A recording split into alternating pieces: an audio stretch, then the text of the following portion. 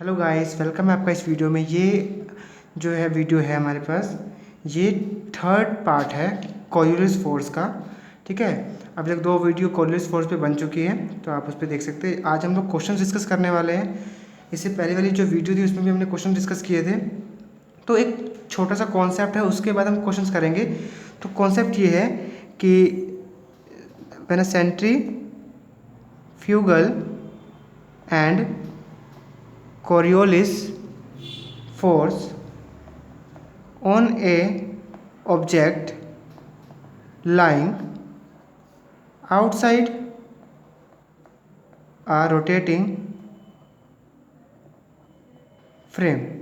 ठीक है, मीन्स जब कोई ऑब्जेक्ट किसी रोटेटिंग फ्रेम से बाहर रखा हो, आउटसाइड रखा हो, तब उस पर कॉरियोलिस फोर्स और उस पर सेंट्रीफ्यूगल फोर्स कितना एक्ट होता है, उसको हम डिस्कस करेंगे।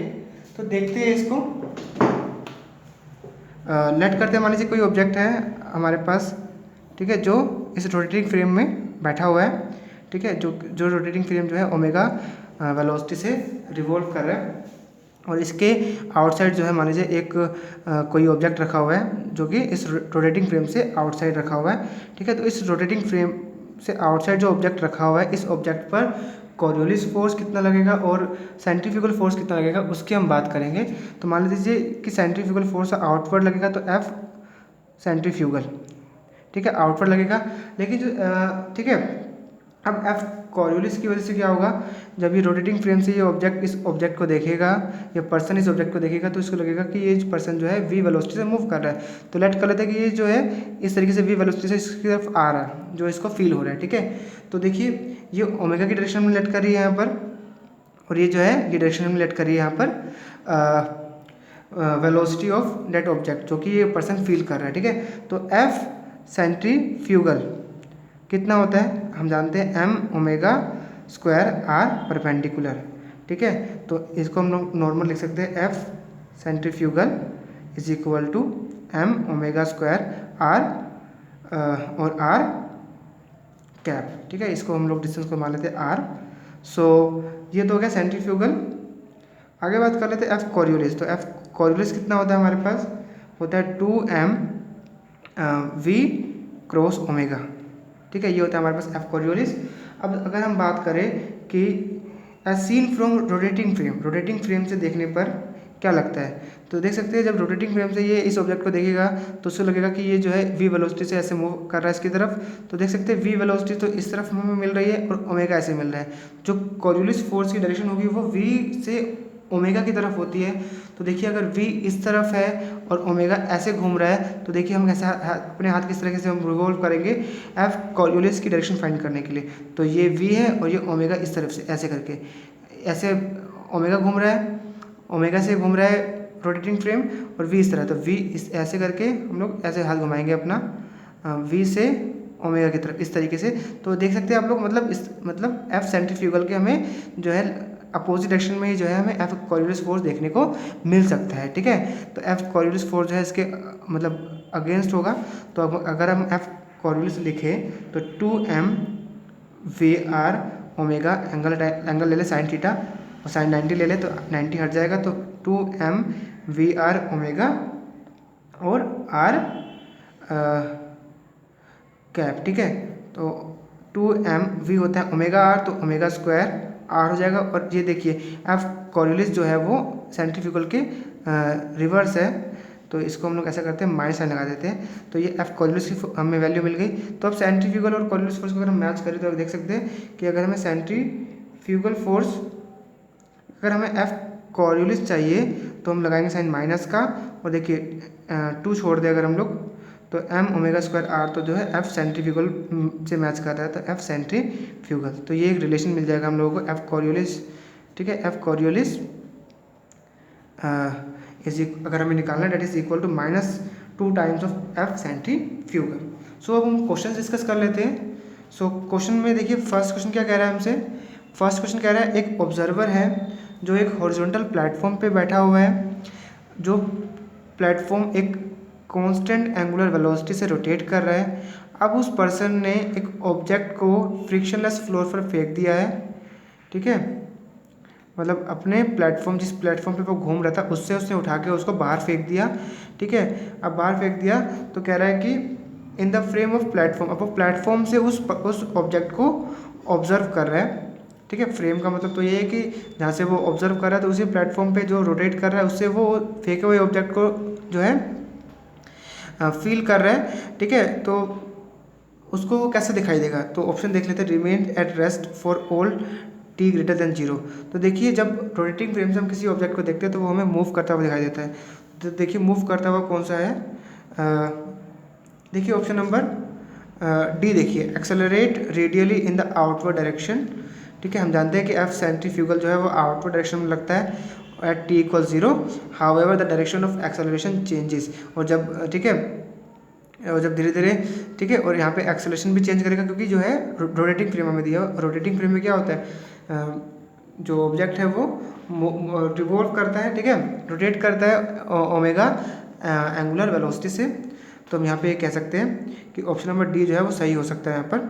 ठीक है, in which the direction of acceleration changes. देखिए ए ऑप्शन तब सही होता यदि वो बोलता कि जो फ्रेम ऑफ रेफरेंस है वो ऑब्जेक्ट है, मतलब जहाँ पे ऑब्जेक्ट रखा है वहाँ से कोई ऑब्जर्व कर रहा है। ठीक है, तो वहाँ से ऑब्जर्व करेगा तो हम जानते हैं कि रोटेटिंग फ्रेम से ही हमें सेंट्रीफ्यूगल फोर्सेस वगैरह जो है फील होता है। अगर हम लोग रेस्ट फ्रेम पे आएंगे तो हमें कुछ भी फील नहीं होगा, तो रिमेन सेट रेस्ट हो जाएगा। ठीक है ऑप्शन, तो आंसर इसका जो है डी हो जाएगा।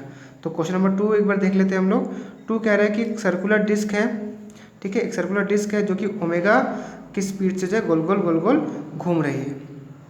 ठीक है, तो एक, ठीक है, तब एक डिस्क है जो कि ओमेगा की स्पीड से घूम रही है।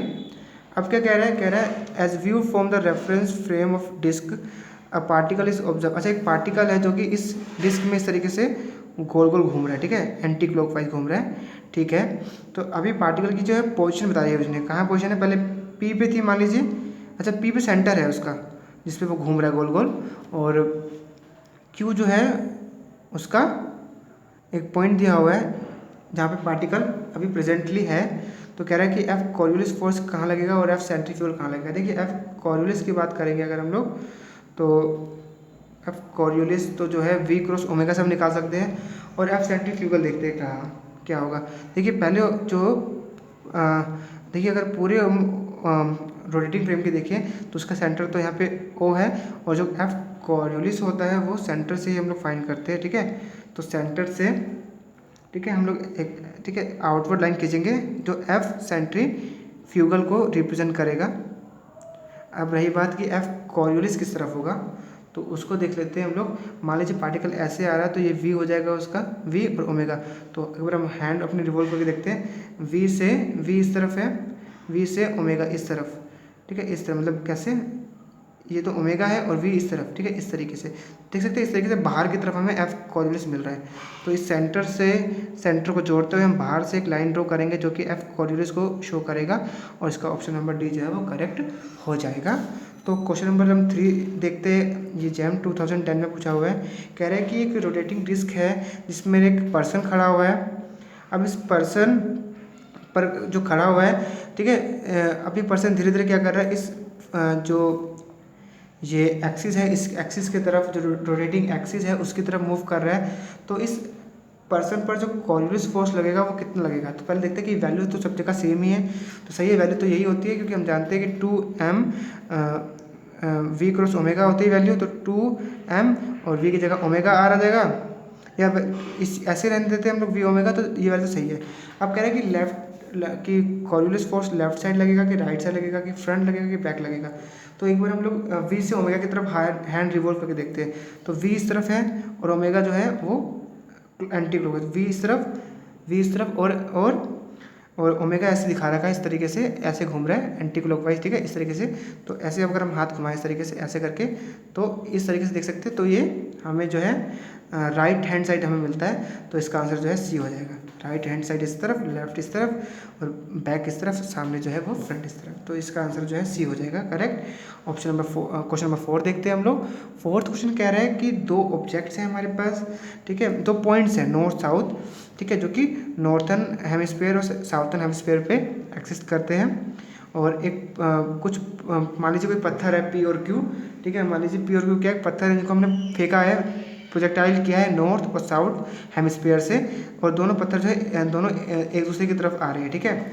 तो कह रहा है कि इक्वेटर पर पहुंचने की उनकी प्रोबेबिलिटी क्या है। तो इसका ऑप्शन देखिए, मैंने तो एक ट्रिक से समझा है इसका कि अगर ये अर्थ के लिए क्वेश्चन है, क्योंकि अर्थ पर्सन जो है अर्थ पर है, तो अर्थ जो है जिस तरफ टिल्टेड होती है, तो अगर हम फेंकें तो जो पार्टिकल है या जो भी चीज़ हमने फेंकी है वो उस तरफ झुक जाती है। तो हमारी अर्थ जो है वो वेस्ट की तरफ झुकी हुई है, तो दोनों पार्टिकल है वो वेस्ट की तरफ जो है टिल्ट हो जाएंगे, ठीक है। तो इसका ऑप्शन नंबर बी जो है वो करेक्ट हो सकता है, ठीक है।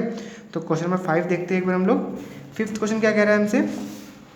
सो फिफ्थ क्वेश्चन आप देखो, फिफ्थ क्वेश्चन हमसे कह रहे हैं कि एक ऑब्जर्वर है that is locate on A horizontal circular turn table which rotates about a vertical axis passing through a centre, ठीक है। एक पर्सन है जो कि एक सर्कुलर टर्न टेबल पे बैठा हुआ है, ठीक है, जिसका सेंटर से पास हो रहा है जिसका एक्सिस, ठीक है। तो अब क्या कह रहे हैं कि अब a uniform angular speed of omega, अच्छा ठीक है, मतलब वो जो रोटेटिंग फ्रेम है वो जो है 2 रेडियन पर सेकंड से वो मूव कर रहा है, ठीक है। अब एक कह रहा है मास है एक बॉडी जिसका मास है 10 ग्राम, स्लाइड कर रहा है without friction on a turn table.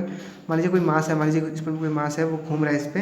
अब कह रहा है कि अगर वो मास जो है 8 सेंटीमीटर डिस्टेंस पर पहुँच जाए इस वर्टिकल एक्सिस से, तो मान लीजिए वर्टिकल एक्सिस से वो 8 सेंटीमीटर पर अगर पहुंच जाता है, तो मान लीजिए ये ऑब्जेक्ट है जो 8 सेंटीमीटर पर पहुंच जाता है, तो क्या फाइंड करने के लिए कह रहे हैं, तो कह रहे हैं उसकी ऐसे स्पीड भी दी हुई, तो उसकी जो स्पीड है वो दे रखी है कितनी, 6 सेंटीमीटर पर सेकेंड। अच्छा, ये सब कुछ हमें कन्वर्ट करना पड़ेगा, 6 सेंटीमीटर पर सेकेंड हमें स्पीड दे रखी है उसकी। तो कह रहे हैं the net force on the mass, तो नेट फोर्स कितना लगेगा उस मास पर। तो ठीक है, हम लोग नेट फोर्स देखते हैं। तो नेट फोर्स देखिए, हम यहाँ पे कॉरियोलिस फोर्स भी लगेगा, हम जानते हैं, और सेंट्रीफ्यूगल फोर्स भी लगेगा। अगर इनका मैग्नीट्यूड लें तो इनका जो सम आएगा मैग्नीट्यूड का वो होगा हमारे पास नेट फोर्स, ठीक है। तो देखते हैं वैल्यू क्या क्या दे रखी है हमें ओमेगा दे रखा है 2 रेडियन पर सेकेंड, ठीक है। हमें ये वेलोसिटी दे रखी है इस ऑब्जेक्ट की, तो वी दे रखा है हम लोग को 6 सेंटीमीटर, मतलब कि 6 × 10⁻²⁻² मीटर पर सेकेंड हमें दिया हुआ है। और ये डिस्टेंस दे रखा है हमें, डिस्टेंस ये हमें आर दिया हुआ है 8 × 10⁻² मीटर, ठीक है। तो और मास दे रखा है हम लोगों को कितना, 10 × 10⁻³ kg। तो यहाँ पे हम लोग एफ नेट निकालते हैं। तो नेट फोर्स जो होगा, एफ नेट जो होगा वो √/f Coriolis square plus F centrifugal square. तो फॉर्मूले की बात करते हैं, देखिए हम जानते हैं दोनों के फॉर्मूले। कॉरियोलिस में क्या आता है, 2 आता है 2m और v क्रॉस ओमेगा, तो v ओमेगा का whole square plus centrifugal force क्या होगा 2m m omega square r। तो अगर इनको हम कॉमन निकालें तो ये हो जाएगा हमारे पास, स्क्वायर लगा दिया। तो देखिए 2 दोनों में है, 2 का स्क्वायर 4 को बाहर निकाला तो 2 बच गया हुआ है, ठीक है। और m स्क्वायर दोनों में है, m बाहर निकाल दिया तो m बाहर आ गया, ठीक है। तो 2m × 2 बाहर आ जाएगा, अंदर बचेगा क्या, v square omega square plus यहाँ पे क्या बचेगा, अच्छा ओमेगा स्क्वायर, हमें ओमेगा भी बाहर निकाल सकते हैं ना, तो ओमेगा बाहर आ जाएगा। तो यहाँ पे तो ओमेगा स्क्वायर हट जाएगा, यहाँ पे ओमेगा बचेगा क्योंकि स्क्वायर भी है ना यहाँ पर। तो ओमेगा हमने क्या किया, ओमेगा स्क्वायर बाहर निकाल दिया, तो ओमेगा स्क्वायर बच जाएगा यहाँ पर, 2m बाहर निकाल दिया तो r बचेगा। तो ये वैल्यू हमें कुछ मिल रही है यहाँ पे, v स्क्वायर और ओमेगा स्क्वायर r। तो v स्क्वायर बच रहा है यहाँ पर और यहाँ पे ओमेगा स्क्वायर। अच्छा, वैल्यू पुट करके देखते हैं, ओमेगा की वैल्यू कितनी दे रखी है 2 रेडियन, मतलब 2, और मास दे रखा है 10 × 10⁻³ और 2 जा 4, इसको 4 कर देते हैं, ठीक है। और √v की वैल्यू दे रखी है 6 × 10⁻² और होल स्क्वायर प्लस ओमेगा की वैल्यू दे रखी है हमें यहाँ पे 2 का स्क्वायर इंटू r दे रखा है हमें 8 × 10⁻²। तो इसको सोल्व करेंगे तो आंसर इसका 0.004 न्यूटन आ जाएगा, ठीक है। तो थैंक्स फॉर वॉचिंग।